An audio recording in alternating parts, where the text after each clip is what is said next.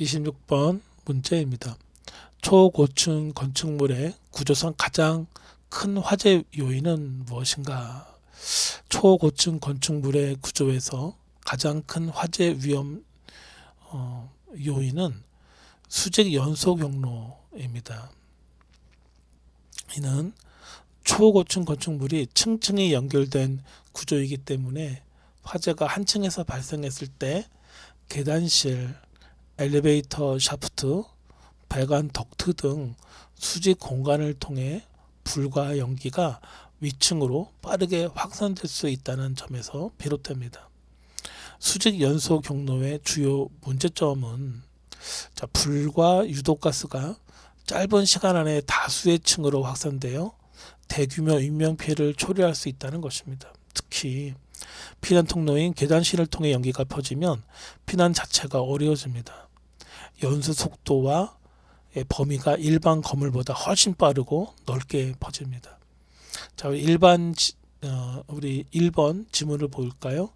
좁은 출입문은 일부 불편을 줄 수 있으나 구조성의 가장 큰 위험 요소는 아닙니다.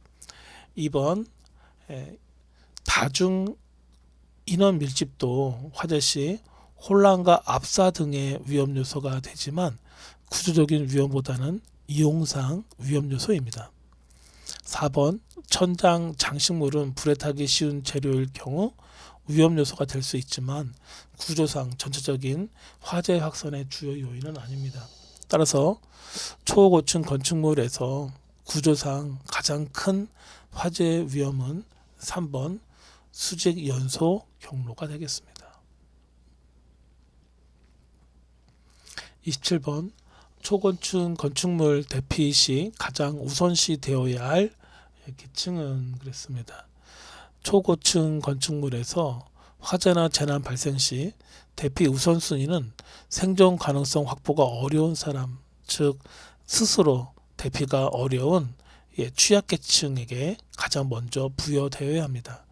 고령자, 어린이, 장애인은 신체적 제약으로 인해 신속한 대피가 어렵고 혼자이심으로 대피 경로를 이용하기 힘든 경우가 많습니다. 연기 흡입, 공포 반응, 공간 인식 부족 등으로 인해 빠르게 상황을 파악하고 대응하기 어려운 특성을 갖고 있습니다. 이들을 우선 대피시킴으로써 전체 인명 구조의 효율성을 높이고 현장의 혼란도 줄일 수 있습니다. 1번을 보면 관리사무소 직원은 비상 상황 시 대피 안내와 비상 대응에 앞장을 서야 하므로 후순위입니다. 자, 2번 일반 방문객도 중요하지만 자력 대피가 가능한 경우에는 우선순위가 낮아질 수 있습니다.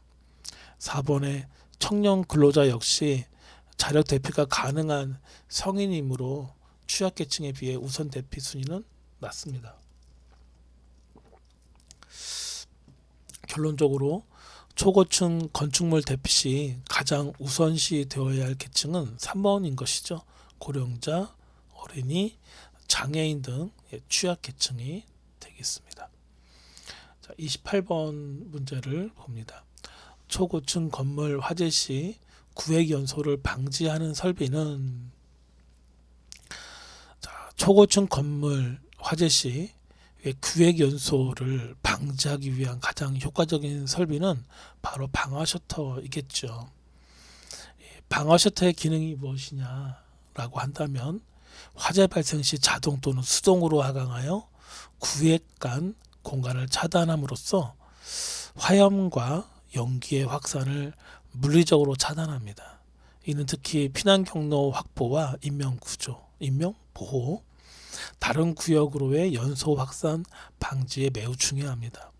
건물 내 복도, 에스컬레이터, 천장, 개방부 등 구획 부분이 어려운 공간에서 중요한 역할을 합니다. 자, 1번을 보면 자동화재 탐지기, 화재를 주게 감지하는 장치로 화재 확산 차단 기능은 없습니다. 2번의 재현 설비, 연기의 흐름을 제어해 피난로 확보 및 인명 보호를 도우나 구획 연소 자체를 막지는 않죠. 자, 4번 비상벨. 화재 발생을 알리는 경보 장치로 연소 차단 기능은 없습니다. 따라서 초고층 건물 화재 시 구획 연소를 직접적으로 방지하는 설비는 3번의 방화 셔터가 되겠습니다. 29번 초고층 건축물의 종합방재실의 주요 기능은 초고층 건축물의 종합방재실은 건물 내에서 발생할 수 있는 화재, 방범, 설비 이상, 비상 상황 등 모든 재난 상황을 통합적으로 감시하고 제어하는 중심 통제실입니다. 이는 건물의 안전을 총괄 관리하는 핵심 공간으로 여러 가지 기능이 있는데 그 기능 첫 번째는 화재 발생 시 자동화재 탐지기, 수신기, 경보설비, 제어설비, 방화 셔터 등과 연계하여 즉시 상황을 파악하고 대응하는 것입니다. 두 번째, CCTV, 출입 통제, 비상 방송 등의 시스템과 연동하여 실시간 감시 및 지휘 통제합니다. 세 번째, 재난 시 피난 유도, 소방관과의 연락, 그 다음에 설비 제어 등을 종합적으로 수행합니다. 네 번째는 건물 내 안전 관련 설비 상태 실시간 모니터링 및 제어 가능을 실시합니다. 자, 1번을 보면 CCTV 녹화 저장 이렇게 되어 있습니다. 종합 방재실 기능 중 일부에 해당하지만 전체 기능에 비해 부분 기능이라고 볼 수 있겠습니다. 2번에 보안 출입 통제, 보안 기능에 해당되며 종합 방재실의 일부 역할일 수는 있으나 주된 목적은 아닙니다. 4번을 보니까 전기설비 모니터링, 전기실이나 BMS에서 빌딩 메이저먼트 시스템이죠. BMS에서 주로 담당하며 종합 방재실에도 일부 연계될 수 있지만 주요 목적은 아닙니다. 따라서 종합 방재실의 주요 기능은 재난 대응과 관련된 모든 시스템을 통합 감시 및 제어하는 것, 즉 3번 모든 재난 상황 통합 감시 및 제어가 답이 되겠습니다. 자, 마지막 30번입니다. 제가 목이 많이 쉬어서 좀 여러분들 강의를 듣기가 좀 많이 불편하실 텐데 너무 죄송스럽고, 사실 제가 오늘은 쉬었다가 내일이나 모레 정도에 좀 하려고 했는데 너무 좀 미뤄서 또 기다리는 분들도 계시고 해서 오늘 좀 무리를 했는데 목소리가 너무 나오지 않습니다. 죄송스럽게 생각합니다. 30번 보면 초건축 건축물에서 대규모 화재 발생 시 소방대의 가장 큰 대응 문제는 초고층 건축물에서 대규모 화재가 발생했을 때 소방대가 가장 크게 겪는 문제는 바로 고층 부로의 접근이 매우 어렵다는 것입니다. 고층부 접근이 어려운 이유와 문제점을 좀 말씀드리면, 첫 번째, 소방차 사다리에 도달 한계가 있다는 거예요. 일반 소방차의 사다리는 통상 15층 전후까지만 도달할 수 있으며 초고층 건물 30층에서 100층 이상 이런 것들이죠. 에는 물리적으로 접근이 불가능하죠. 두 번째는 엘리베이터 사용이 제한된다는 거죠. 화재 시에는 엘리베이터는 정전, 연기 침투 위험 등 때문에 사용이 제한되어 소방대원은 계단으로 장비를 메고 이동해야 합니다. 세 번째, 화재 확산 속도에 비해 인력 접근 속도가 느려요. 그래서 초기 대응 실패 시 피해 규모가 급증한다는 것이죠. 네 번째, 수직 수송의 한계로 인해 소방력 집중이 어렵죠.